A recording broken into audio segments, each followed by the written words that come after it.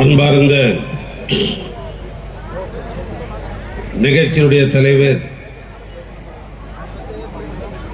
சமுதாய போராளி, ஆதித்தமிழர் பேரவையினுடைய நிறுவன தலைவர், எனது அன்பிற்கும் பண்பிற்கும் பாசத்திற்கும் குறித்தவருமான அருமையண்ணன் அதியமான் அவர்களே, நிகழ்ச்சியிலே வரவேற்பு நிகழ்த்திய மாநில துணை செயலாளர் சந்திரன் அவர்களே, முன்னிலை பொறுப்பேற்றிருக்கிற சேலம் வடக்கு மாவட்டத்தினுடைய செயலாளர் இயேசுராஜ் அவர்களே, மாநில மகளிருடைய துணை செயலாளர் சகோதரி உமா மகேஸ்வரி அவர்களே, மாநில தகவல் தொழில்நுட்ப துணை செயலாளர் யுவராஜ் அவர்களே, உங்களையெல்லாம் சந்திக்கிற ஒரு வாய்ப்பை எனக்கு அப்பொழுது நினைவூட்டுவது மட்டுமல்ல, இந்த சமுதாய போராளியாக இருக்கிற நம்முடைய ஆதித்தமிழ் பேரனுடைய நிறுவன தலைவருக்கு உற்ற துணையாகவும் எனக்கும் அவருக்கும் பாலமாக இருந்து சிறப்பாக பணியாற்றுகின்ற என்னுடைய அன்பு சகோதரர் பொதுச் செயலாளர் கோவை ரவிக்குமார் அவர்களே, சிறப்புரை நிகழ்த்திய இந்த மண்ணின் மைந்தர், சிறந்த வழக்கறிஞர், அமைதிக்கே அடையாளம் யார் என்று சொன்னால் மாண்புமிகு ராஜேந்திரன் என்று சொன்னால் மிகையாக, அப்படிப்பட்ட சுற்றுலாத்துறை அமைச்சர் மாண்புமிகு ராஜேந்திரன் அவர்களே, இந்த நிகழ்ச்சி சீரும் சிறப்புமாக அமைவதற்கு இந்த சேலம் மாவட்டத்திலே பல்வேறு பொறுப்புகளில் இருந்து ஆதித்தமிழர் பேரவை என்கிற இந்த அற்புதமான அமைப்பை வழிநடத்தி இந்த பகுதியினுடைய வளர்ச்சிக்கு குற்றத்துணையாக இருந்த பல்வேறு பொறுப்பில் இருக்கிற பொறுப்பாளர்களே, நன்றியுரை நிகழ்த்திருக்கிற மாவட்ட தலைவர் மாரியப்பன் அவர்களே, திரளாக கூடியிருக்கிற தாய்மார்களே, இளைஞர் தம்பிமார்களே, அன்பர்களே, நண்பர்களே, மேடையில் இருக்கிற மூத்த முன்னோடிகளே, உங்கள் அத்தனை பேருக்கும் எனது அன்பு கலந்த வணக்கத்தை நான் முதலில் தெரிவித்துக் கொள்ள நான் விரும்புகிறேன். நான் இந்த அழகான அழைப்பெழுதை ஒரு முறைக்கு 2 முறை இப்ப நான் பார்க்கிறேன். இதுல இந்திய விடுதலை வீரர் மாவீரன் பொல்லான் அவர்களுக்கு திருவுரு சிலையையும் நினைவுடன் ஒரு அற்புதமான நினைவகத்தையும் தமிழ்நாட்டு முதலமைச்சர் சிறப்புற பலரும் பாராட்டுகிற அளவுக்கு இந்த கட்டமைப்பை உருவாக்கி இருக்கிறார். அவருக்கு அருந்ததி மக்களின் சார்பாக நன்றி பாராட்டுகிற ஒரு விழா என்பதை இங்க அச்சடிக்கப்பட்டிருக்கிறது. இந்த அருந்ததி சமுதாயத்தில் பல்வேறு அமைப்புகள் இருக்கிறது. அமைப்பில் இருப்பவர்கள் எல்லாம் நான் அறிவேன். எல்லா தம்பிமாரும் எனக்கு தெரியும். எனக்கு தெரியாத அருந்ததி தம்பிமார்களே கிடையாது. ஆனால் இந்த பொல்லான் திருவுரு சிலை நினைவகம்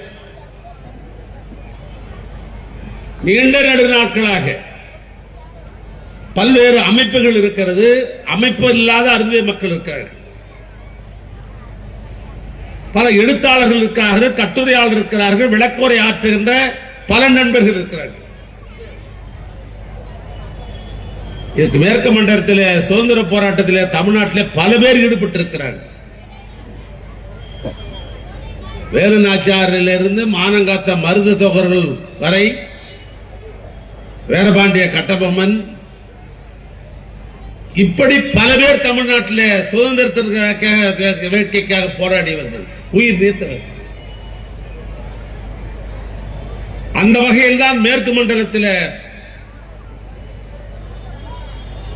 இந்த சுதந்திர போராட்டத்திற்காக பணியாற்றியவர்கள அடையாளப்படுத்தப்பட்டவர்கள தீரன் சின்னமலை அவர்கள். அவர் யாரும் குறைத்து மதிப்பிட முடியாது. சுதந்திர போராட்டம் என்று சொன்னால் அது ஒன்று நடைபெறவில்லை என்று சொன்னால் நாம அடிமையாக தான் இருந்திருப்போம். இப்படி தமிழ்நாட்டில் ஒரு பகுதியிலே ஒருவர் போராடி இருக்கிறார். வேலுநாச்சியார் போராடினார் என்று சொன்னால் வேலுநாச்சியாருக்கு உந்து சக்தியாக இருந்தது அன்பு சகோதரி குயிலி, ஒரு சுதந்திர போராட்ட வீரர், ஒரு வீராங்கனை, என்னமோ அருந்ததியர். ஆனால் மேற்கு மண்டலத்திலே சுதந்திர போராட்டத்திற்கு உந்து சக்தியாக உறுதுணையாக தீரன் சின்னமலை அவர்களுக்கு உறுதுணையாக இருந்து போராடிய வரலாறு நம்முடைய சுதந்திர போராட்ட வீரர் பெரிதும் மதிக்கின்ற நம்முடைய பொல்லான் அவர்களுக்கு உண்டு. நான் உண்டே ஒழிய பொல்லான் யார் என்பது அடையாளப்படுத்த வேண்டும். அவருடைய வரலாறு புதைக்கப்பட்டிருக்கிறது.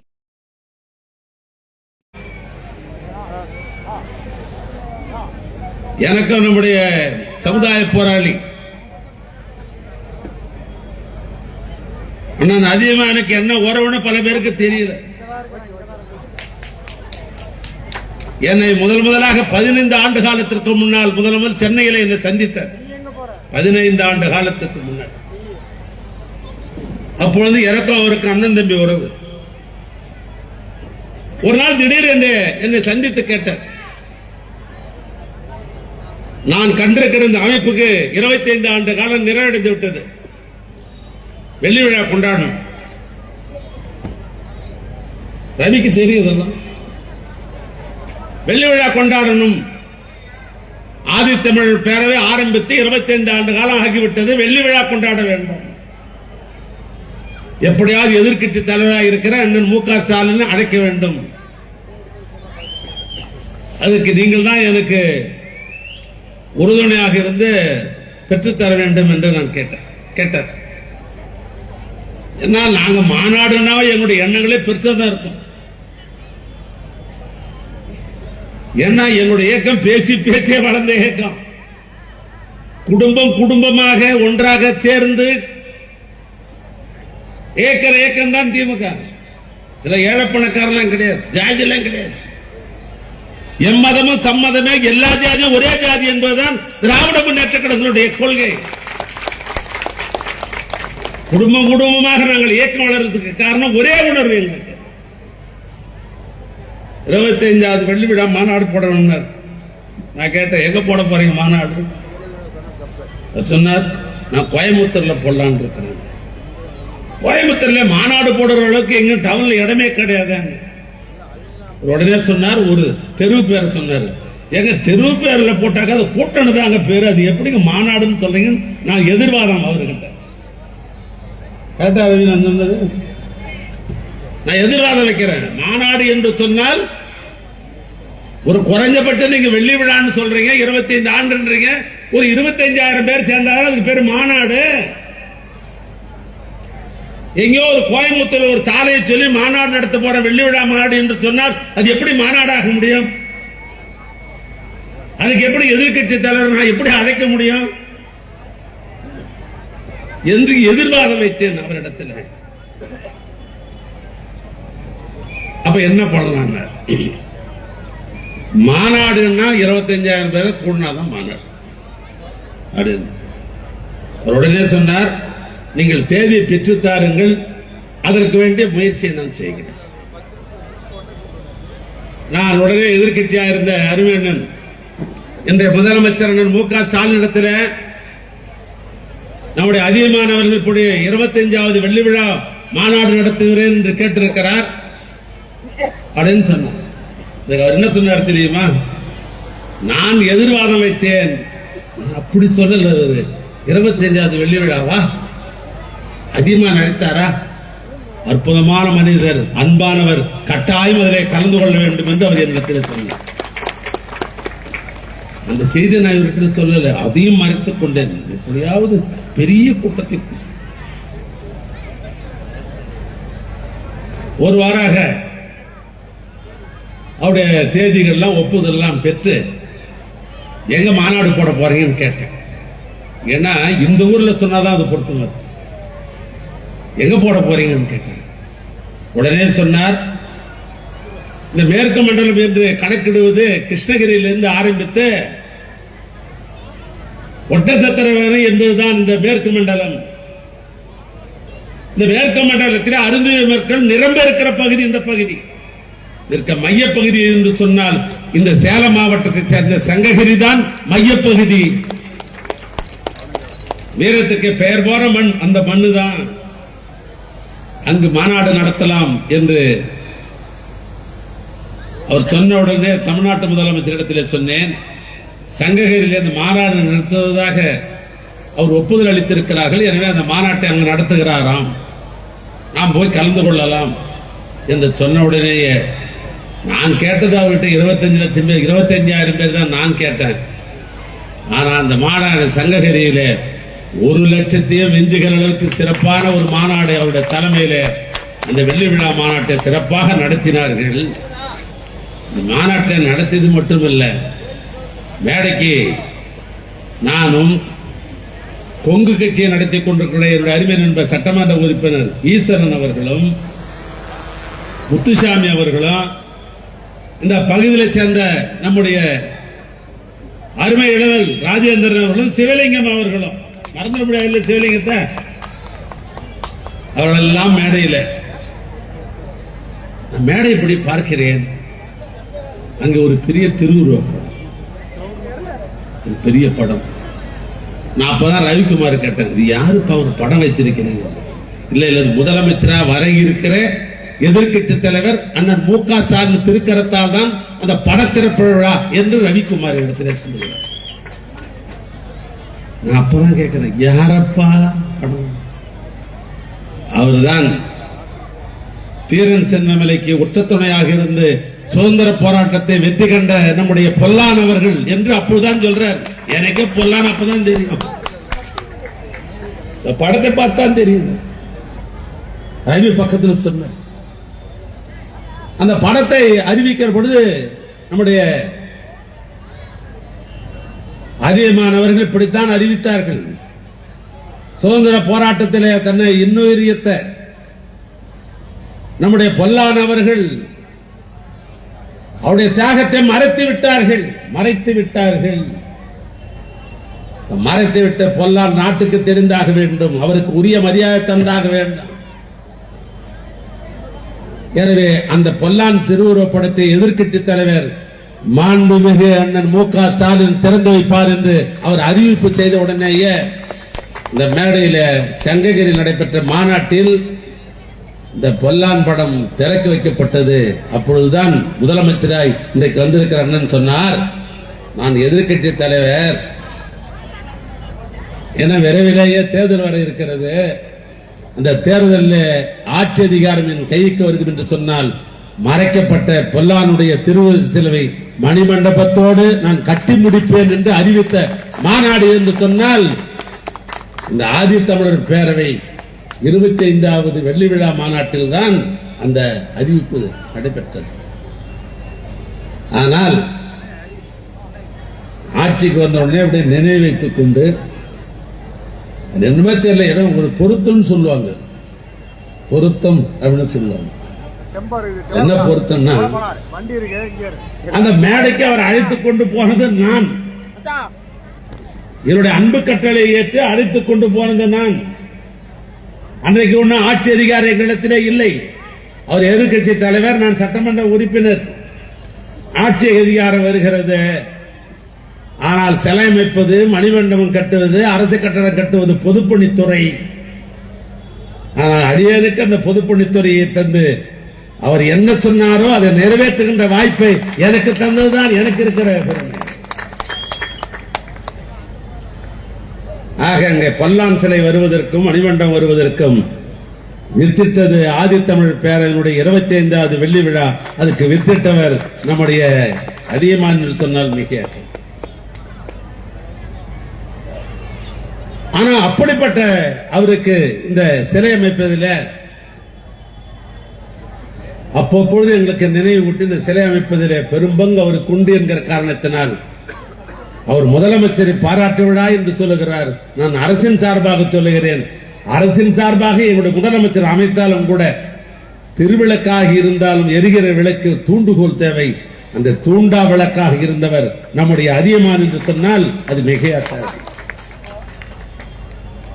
ஆனால் அவருக்கு அரசின் சார்பாக முதலமைச்சரின் சார்பாக அவருக்கு என்னுடைய பாராட்டுதலையும் நன்றியும் இந்த நேரத்தில் நான் தெரிவித்துக் கொள்ள நான் விரும்புகிறேன். இன்னொன்று 2006 2011 இடைப்பட்ட காலத்தில் தமிழ்நாட்டை ஆண்ட அருமையண்ணன் கலைஞர் அவர்கள் இந்த அருந்தேர் மக்களுக்கு உள்ளொடுக்கீடு கொடுத்தால்தான் இவர்கள் மேல்நிலையிலே வர முடியும், டாக்டரா வர முடியும், இன்ஜினியரா வர முடியும். தமிழ்நாட்டை உங்களுக்கு எல்லாம் தெரியும், இதுல பல்வேறு கூறுகள் உண்டு. நான் வட மாவட்டத்தை சார்ந்தவன்.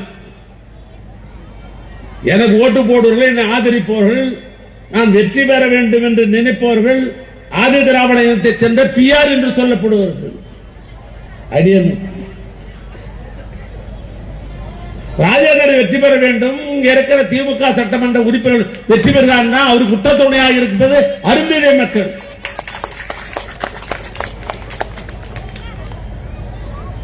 மதுரைக்கும் திருநெல்வேலிக்கும் தூத்துக்குடியில் இருக்கிறவர்கள் அங்கு வெற்றி பெற வேண்டும் என்று சொன்னால் பிஎல் என்று சொல்லப்படுகிற என்னுடைய அருமை சோழர்கள் பல்லர்கள். இதுதான் தமிழ்நாட்டுடைய ஜாகிரபி, இதுதான் தமிழ்நாட்டுடைய ஜாகிரபி. ஆனால் அப்படிப்பட்ட நிலையில இந்த அருந்ததிய மக்கள் காலாகாலமாக வஞ்சிக்கப்பட்டார்கள். ஆனால் அண்ணன் கலைஞர் பார்த்தார், இந்த இன மக்கள் இத்தனை நாளைக்குத்தான் இந்த கீழ்நிலையில் இருந்து கொண்டிருப்பார்கள். அவர்கள் டாக்டர் ஆக வேண்டுமா, இன்ஜினியர் ஆக வேண்டாமா, ஆசிரியர் ஆக வேண்டாமா, ஏன் ஆட்சியை நடத்துகிற செயலாளராக மாற்றப்பட வேண்டாமா? அதற்கு ஒரே வழி இடஒதுக்கீடு தான். எனவே சொல்லி இந்த மக்கள் மேற்கட்டுக்கு வர வேண்டும் என்பதற்காக அண்ணர் கலைஞர் அவர்கள் தான் 3% உள்ளிருக்கு தர வேண்டும் என்று சட்டமன்றத்தில் அந்த மானிய கோரிக்கை வருகிற பொழுது அவருக்கு உடல் நலம் சரியில்லாமல் போயிட்டு ராமச்சந்திரா மருத்துவமனையில் அறுவை சிகிச்சை செய்யப்பட்டு மருத்துவமனையில் இருக்கிறார். உடனே துறையினுடைய செயலாளர் அழைத்தார். நான் எண்ணியது உடனே மசோதாக மாற்றப்பட வேண்டாம் அப்படி என்று சொன்னால் எனக்கு உடல்நிலை சரியில்லைனாலும் பரவாயில்லை, துணை முதலமைச்சராக இருக்கிற அவர் இப்படிதான் சொல்றார், துணை முதலமைச்சராக இருக்கிற தம்பி மு.க. ஸ்டாலினை சட்டமன்றத்திலே இந்த மசோதாவை நிறைவேற்ற சொல்லுங்கள். என அந்த மசோதாவை சட்டமன்றத்திலே கொண்டு வந்து இந்த அருந்ததிய மக்களுக்கு படிப்பிலே, அறிவிலே, வேலை வாய்ப்பிலே அவர்கள் மேல்நிலைக்கு வர வேண்டும் என்று சொன்னால் இந்த 3% உள்ளீடுக்கு தர வேண்டும் என்று சொல்லி அந்த 3% மசோதாவை நிறைவேற்றி தந்தவர் தமிழ்நாட்டுடைய துணை முதலமைச்சராக இருக்கிற அருமையண்ணன் மு.க. ஸ்டாலின் அவர்கள். நிலைமை என்ன? அதற்கு பின்னால் அவர் சட்ட பாதுகாப்பு வேண்டும் என்ற நிலையில சுப்ரீம் கோர்ட் வரை வழக்கு போனது. இங்க இருக்கிற படித்த நிபுணர்களே, அருந்ததிய மக்களே, எத்தனையோ நடந்திருக்கிறது. எத்தனை பேருக்கு உங்களுக்கு தெரியதெல்லாம் உச்ச நீதிமன்றத்திற்கு கான்ஸ்டிடியூஷன் பெஞ்ச் 7 பேர் கொண்ட நீதிமான் விசாரிக்கிற நிலைக்கு அது தள்ளப்பட்டு விட்டது. சட்ட பாதுகாப்பு இல்லை.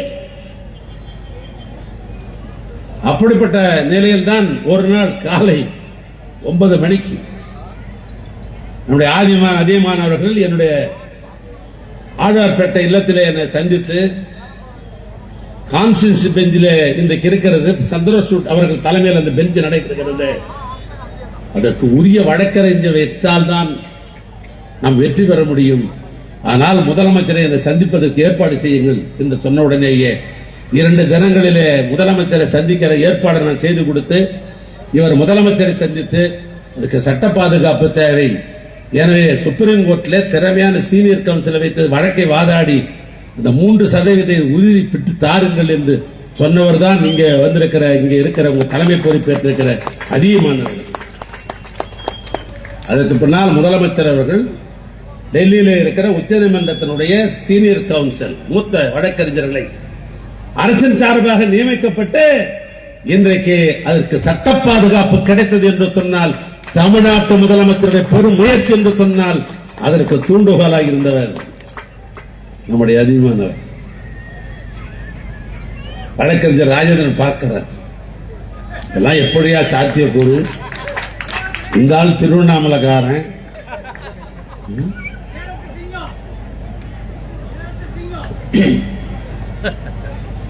நான் ஏதோ இது வந்து பல பணிகள் பல நிகழ்வுனாலும் இது வரணும்னு நான் நினைச்சு வந்தது காரணம் என்று உணர்வு. ஏதாவது ஒரு மேடையிலே நடந்த சம்பவம் எல்லாம் அதை வெளிப்படையாக சொல்ல வேண்டும் என்பதற்காகத்தான் இந்த மேடையை நான் பயன்படுத்திக் கொண்டிருக்கிறேன்.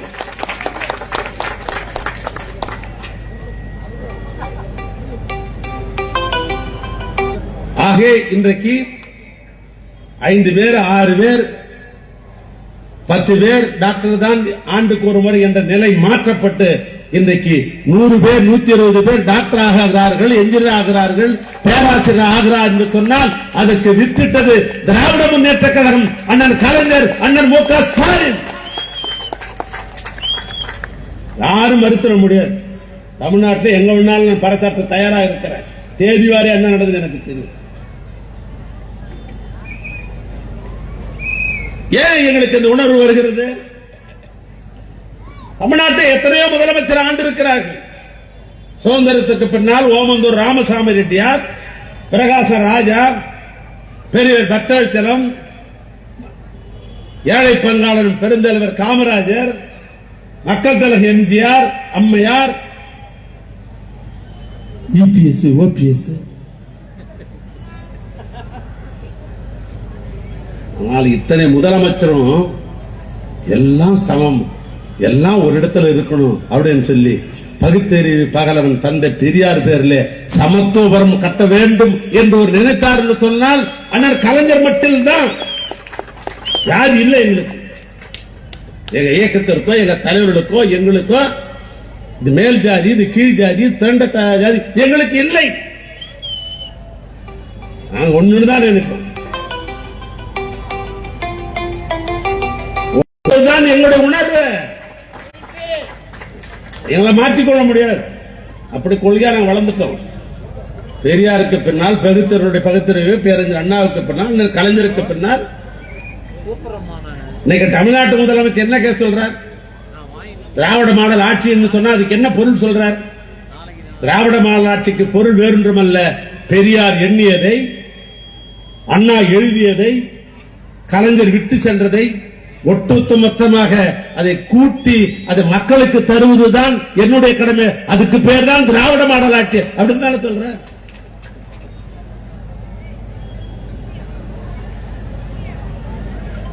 நான் ஒரு முறை எங்களூர் மாப்பிள்ளை, திராவிட கழகத்தினுடைய தலைவர், எங்களூர் மாப்பிள்ளை ஆசிரியர் அண்ணன் வீரமணி இடத்துல உட்கார்ந்து நான் பேசிக் கொண்டிருந்தேன். அவர் எங்கூர்ல தான் கல்யாணம் பண்ணிக்கணும்.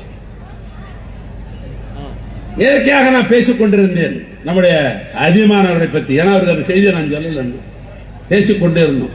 அப்ப சொன்னேன், அவர் ஆதித்தமிழர் பேரன்னு வச்சா கூட சரி, அவருக்கு பகுத்தறிவு சிந்தனைகள் நம்ம மாதிரி உணர்வு அவருக்கு இருக்குது என்னன்னு கேட்டேன். அப்போ உடனே சொன்னார், ஏப்பா அவருடைய திருமணமே வந்து பெரியார் திட்டம் தான் நடந்தது, அவர் நம்முடைய பகுத்தறிவாளர்.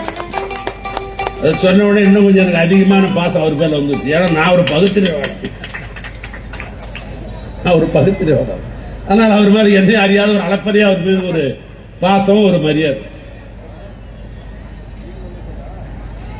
அதனால்தான் இந்த ஆட்சியில இந்த அறிஞர் மக்களுக்கு பல்வேறு அவருடைய வளர்ச்சிக்காக இந்த ஆட்சி என்றைக்கும் உறுதுணையாக இருக்கும் என்ற நேரத்தில் நான் தெரிவித்துக் கொள்ள நான் விரும்புகிறேன். ஒரே ஒரு செய்தி மட்டும் உங்களுக்கு பகிர்ந்து கொள்ள விரும்புகிறேன். இந்த ஆட்சியில இப்பொழுது வந்தவுடனேயே ஒரு முறை இடைத்தேர்தல் நடக்கிற பொழுது அரவக்குறிச்சி என்கிற ஊரில் ஒரு இடைத்தேர்தல், அந்த இடைத்தேர்தலுக்கு நான் அரவக்குறிச்சி நான் போகிறேன். அங்கே அரவக்குறிச்சியில் தேர்தல் நான் பொறுப்பாளராக இருந்து பார்க்கிற பொழுது சில ஆதி திராவிட குடியிருப்பு அறிஞர் குடியிருப்புக்கு நான் போகிறேன். போகிற பொழுது அங்க இருக்கிற சில அன்பு தாய்மார்கள், அன்பு சகோதரர்கள் சொன்னார்கள், நாங்கெல்லாம் ஒரு திருமணம் செய்யணும்னா கூட, ஒரு நல்ல காரியம் செய்யணும்னா கூட நாங்க எங்களுக்கு திருமணம் கூட கொடுக்க மாட்டாங்க, இப்படிப்பட்ட நிலையில் தான் நாங்கள் வாழ்ந்து கொண்டிருக்கிறோம் என்று அவர்கள் சொன்னார்கள். நடந்த இடைத்தேர்தல் கிட்டத்தட்ட 7 வருஷத்துக்கு முன்னால நான் சென்ற வருஷம் முதலமைச்சரிடம் நினைவூட்டுகிறேன்.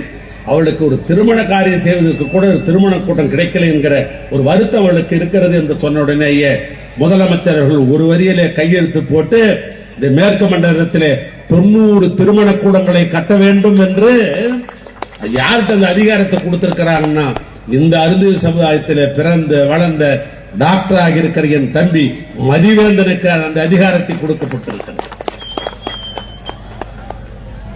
அதனால இப்ப இருக்கிற முதலமைச்சரை பொறுத்தளவுக்கு இந்த அருந்ததி சமுதாயத்திற்காக அவளுக்கு செய்ய வேண்டிய கடமை நமக்கு இருக்கிறது.